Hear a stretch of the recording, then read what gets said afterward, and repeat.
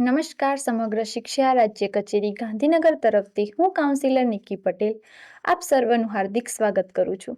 માનનીય state project director શ્રીના સતત માર્ગદર્શન હેઠળ આપણો એવો પ્રયાસ રહ્યો છે કે રાષ્ટ્રીય શિક્ષા નીતિ 2020ની જોગવાઈઓ અંતર્ગત વિદ્યાર્થીઓના કૌશલ્ય વિકાસ માટે આ સ્પર્ધાત્મક સમયમાં બાળકોના શારીરિક વિકાસ, માનસિક વિકાસ, ભાવનાત્મક અને મનોવૈજ્ઞાનિક ફેરફારોને સમજીને તેમના ઉજ્જવળ ભવિષ્યનું નિર્માણ કરવાનો છે. આ હેતુને સાર્થક કરવા માટે આજના સેશનમાં આપણે દેશના વિકાસ પાછળના મહત્વના સ્ત્રોત ગણાતા એવા એક ક્ષેત્ર ભારતીય મહેસૂલ સેવા વિશે માહિતી મેળવીશું.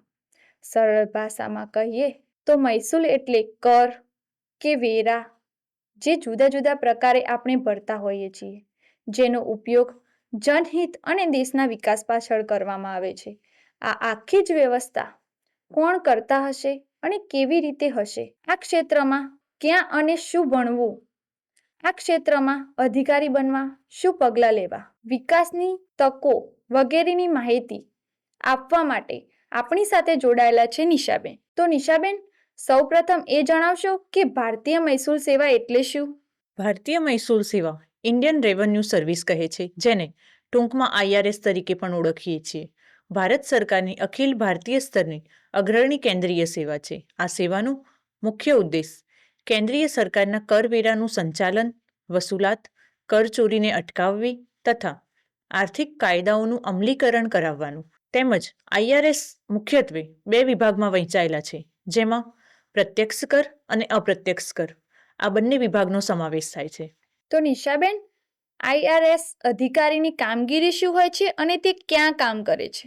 IRS અધિકારીની મુખ્ય કામગીરીની વાત કરીએ તો આવકવેરો, કસ્ટમ્સ ડ્યુટી, એક્સાઇઝ, GST વગેરે કરની વસૂલાત, કરચોરી, બ્લેક મની, મની લોન્ડરિંગ સામે કાર્યવાહી, તપાસ અને મૂલ્યાંકન, આયાત નિકાસ પર નિયંત્રણ અને કસ્ટમ્સ તપાસ નીતિ નિર્માણમાં સરકારને સલાહ, આર્થિક ગુનાઓ પર નજર રાખવી, કરદાતાઓને માર્ગદર્શન અને ફરિયાદનું નિવારણ કરવું છે. તેમજ તેમના કાર્યસ્થળની વાત કરું તો આવકવેરાની કચેરીઓ, કસ્ટમ હાઉસ, વિવિધ બંદર, એરપોર્ટ, GST અને સેન્ટ્રલ એક્સાઇઝ વિભાગ તેમજ કેન્દ્ર અને રાજ્ય સરકારની એજન્સીઓ, વિભાગો અને નાણાં મંત્રાલયમાં તેઓ ફરજ બજાવે છે. તો નિશાબેન, IRS અધિકારી બનવા માટે જરૂરી વ્યક્તિગત ગુણો કેવા હોવા જોઈએ? IRS અધિકારી બનવા માટે વ્યક્તિની અંદર વિશ્લેષણાત્મક અને તાર્કિક વિચારશક્તિ હોવી જરૂરી છે. ત્યારબાદ કાયદાકીય અને નાણાકીય બાબતોમાં રસ હોવો જોઈએ. લોકોની સમસ્યાઓ ઉકેલવામાં મદદરૂપ થવું તેમને ગમે છે. તેમજ નવી જવાબદારીઓ લેવા માટે હંમેશા ઉત્સાહિત હોય એવા વ્યક્તિગત ગુણોનો સમાવેશ થાય છે. તો નિશાબેન, IRS અધિકારી બનવા માટે શૈક્ષણિક લાયકાત કેટલી હોવી જોઈએ અને તેની પ્રોસેસ શું હોય છે? કોઈપણ વિદ્યાશાખામાં ધોરણ 12 પાસ અને સ્નાતક ડિગ્રી ફરજિયાત છે. ત્યારબાદ IRS અધિકારી બનવા માટે UPSC દ્વારા લેવામાં આવતી સિવિલ સર્વિસ એક્ઝામિનેશન પાસ કરવી જરૂરી છે, જેમાં તબક્કાવાર પ્રિલિમિનરી પરીક્ષા, મેઇન્સ પરીક્ષા, ઇન્ટરવ્યૂ અને આ ત્રણેય તબક્કામાં સફળતા મેળવ્યા બાદ મેરિટ અને મેરિટને આધારે પસંદગી અનુસાર IRS અધિકારી તરીકેની નિયુક્તિ કરવામાં આવે છે. ત્યારબાદ અહીંયા આપણે જો તાલીમની વાત કરીએ તો તાલીમમાં ફાઉન્ડેશન કોર્સ, વ્યવસાયિક તાલીમ અને ઓન ધ જોબ ટ્રેનિંગનો સમાવેશ થાય છે.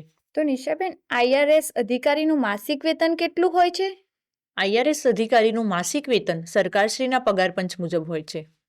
અને IRS માંથી પ્રગતિના અવસર મળી રહે છે? હા, આસિસ્ટન્ટ કમિશનર ઓફ ઇન્કમટેક્સ, ત્યારબાદ deputy commissioner of income tax, joint commissioner of income tax, additional commissioner of income tax, commissioner of income tax, principal commissioner of income tax, chief commissioner of income tax અને ચેરમેન જેવા પ્રગતિના અવસરો મળી રહે છે. આ સાથે તમે સરકારી જાહેરાત દ્વારા પરીક્ષા ઉત્તીર્ણ કરીને પણ આ પ્રકારના વિવિધ પદવી સુધી પહોંચી શકો છો. IRS અધિકારી બનવા માટે શિષ્યવૃત્તિ કે કોઈ યોજનાનો લાભ મળી શકે છે? હા, શિષ્યવૃત્તિ માટે રાષ્ટ્રીય શિષ્યવૃત્તિ પોર્ટલ scholarship.gov.in અને શૈક્ષણિક લોન મેળવવા માટે PM વિદ્યાલક્ષ્મી પોર્ટલથી માહિતી મેળવી શકો છો.